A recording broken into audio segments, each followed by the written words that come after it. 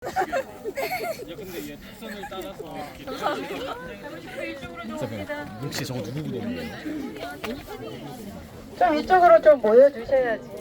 우리 친구, 우리 남학생들 좀 이쪽으로 좀 이쪽으로. 선생님 딱 3분만 쓴다고 했다. 자, 이쪽으로. 네. 아이고, 감사해요. 자, 차들이 다니는 곳이니까 올해 제가 잡지도 못해요. 빨리 해서 정리할게요.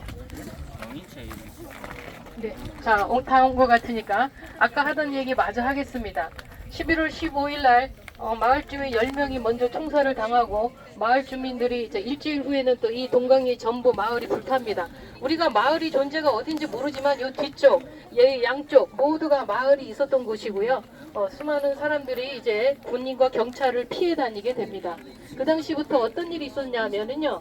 산에 가족 중에 한 사람이라도 없어진 그 가족들은요, 도피자 가족이라고 해서 무조건 잡아들여서 총살나는 그런 도피자 가족 학살 내지는 대신 죽는 대살이 엄청나게 자행되고 있는 그런 야만의 시기였습니다. 그렇기 때문에 한 사람이라도 잡히면 안 되거든요. 그 중에 가족 한 사람도 없으면 나머지 가족이 다 죽는 이런 상황이 돼버리니까. 그래서 그 당시에 이제 많은 가족들이 이제 요 지금 오른쪽에 있는 들굴로 산으로 동굴 속으로 숨어 있고 어떤 그 마을 정단에는 큰 넓게로 가서 먼저 숨기도 하고 그렇습니다. 그런 생활이 약 한 달 정도 지속이 됩니다. 낮에는 숨고 밤에는 나타나서 식량 좀 구해가고 이런 식으로 하는데 어느 날 12월 11일 날 바로 이 오른쪽 밭에서 동강리 마을 주민들이 군경도 알죠. 밤에 식량 구하러 자꾸 사람들이 왔다 갔다 한다는 거. 그러니까 밤에 들이닥쳐가지고 그 식량 구하러 온 사람들을 한 30명을 이곳에서 집단학살 해버려요. 그럼 어떻게 되겠어요? 그 유가족들이, 그 사실을 안 유가족들이 시신 수습하러 올 것이다 라고 또 군경이 또 예측을 해가지고 이 근처에 숨어 있다가 새벽에, 다음날 새벽에 그 어린 아이들과 부녀자들, 할머니들이 특히 남성들이 많이 희생됐는데 그 남성들의 그 시신을, 가족들의 시신을 수습하러 온 그 사람들을 덮칩니다. 그리고 살아있는 채로 멍석을 위에 집어넣고 찝을 놓고 불을 태워서 학살시켰던 그런 장소입니다. 요 비극의 주인이 와 있네.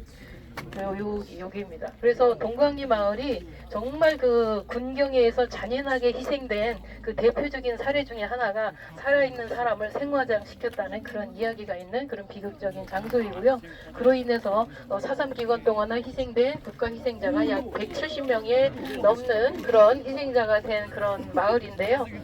이러한 어려움 속에서도 그러니까 이런 그 동강리 마을이 대표적인, 제가 우리가 와 있어서 동강리지만 사실상 제주도에 이거보다 훨씬 많은 희생자가 낸 마을들이 꽤 많아요. 제주시 같은 경우는 노형리는 거의 500명이 넘게 희생당합니다. 그리고 여러분 동네 바로 옆에 가시리에는 약 470명 정도의 사람들이 희생을 당합니다. 그리고 해안가 북촌리, 저기 북쪽으로 가면 북촌리 마을도 역시 470명 이상이 희생된 마을이고요. 사실상 100명 이상 희생된 마을이 사실상 30개가 넘어요. 제주도에 그 당시 리 단위로 해가지고. 그래서 지금 우리 동네 그 남원리는 희생이 조금 적지만 의기리, 수망리 이런 지역의 사람들, 토산리 이런 데도 굉장히 많은 사람들이 희생이 된 그 대표적인 중산간 마을 중에 하나다. 그래서 그 당시에 단순히 내 집에 살면서 희생되어야 됐던 그런 억울한 죽음들을 우리 젊은 친구들이 좀 기억을 해줘야지. 그쵸? 다시는 반복되지 않게 우리가 좀 노력을 해야지. 그런 생각을 좀 하는 그런 날이 됐으면 하면서 제가 더 해설을 하지 않겠습니다. 더 해도 듣지도 않을 거죠. 네, 오늘은 이 정도까지 하고 과거의 아픔을 우리는 다시는 반복해서는 안 된다라는 그런 생각을 가지고요. 우리가 경험했던 12.3이 있잖아요. 12.3 계엄이 있는데 그런 그 내용에 대해서 그 당시 제주도의 포고령은 어떠했는지, 그리고 12.3 그 계엄 당시의 포고령은 어떤 것이었는지 한번 검색을 좀 해보고요. 어떤 차이점이 있는지 이런 것도 한번 생각을 해보고 조금 정리도 해보면 좋을 것 같아요. 왜냐하면요, 제주도 같은 경우는 포고령이 먼저 내려요. 10월 17일 날. 그리고 한 달 후에 11월 17일에 계엄령이 선포가 됩니다. 계엄이. 그런데 그 당시에 계엄법은 있었을까 없었을까? 제가 이 질문이에요. 계엄법도 없었어요. 저 무슨 뜻이죠? 정부에서는 모든 행동들이 다 불법이었다는 거죠. 그래서 우리가 알게 된 게 있잖아요. 우리 현재 우리나라 헌법 밑에 법률이라는 계엄법이 있고 대통령이 계엄을 선포하니까 계엄령이 발동이 된 것이고 그리고 그 계엄 사령관은 다시 포고령을 발표했다, 반려시켰다.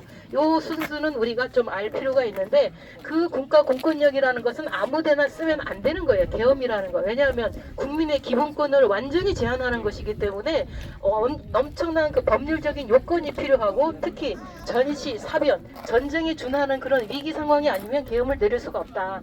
이런 것까지 우리가 조금 알 필요가 있는 그런 상황이었고요. 과거 1948년 시기에는 제주도민들은 속수무책으로 정부의 불법적인 여러 가지 계엄법, 무슨 계엄령, 포고령 발효로 인해서 부고한 민간인이 희생된 사건이 있었음을 우리 제주도 출신, 제주도 사람들이 많이 기억해주고 우리 친구가 나중에 결혼해서 애도 낳고 이렇게 할 텐데 자손들에도 이러한 기억을 좀 물려주고 그리고 굳이 뭐 책으로 읽거나 그냥 말로 전해주거나 하기 힘들면 책이라도 좀 읽읍시다. 그래서 여러분들한테 마지막으로 이제 권하고 싶은 책이 있는데요. 쉬운 책, 순이삼촌 읽어보신 분? 네, 현기영 작가의 순이삼촌, 북촌리 이야기를 다루고 있어요.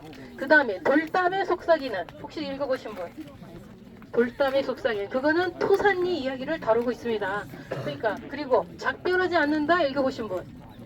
아유, 그 굉장히 어려운 책인데 작별하지 않는다는 제주도 전체를 대상으로 4.3 이야기를 한 거니까 오늘 제 얘기 들었으니까 훨씬 더 그 책들이 다시 한번 읽어보시면 내용이 다가오실 거다 이렇게 생각을 하면서 오늘 새 권의 책을 추천해 드렸는데 그 책을 좀 요즘에 고3, 중3이잖아요. 시간 좀 많으실 텐데 책 좀 빌려다 보든지 사서 오든지 이렇게 해서 오늘 4.3을 계기로 책 3권 한번 읽어보시기 바랍니다. 자, 해설은 여기까지 하고 마치겠습니다. 모두 수고하셨습니다. 감사합니다.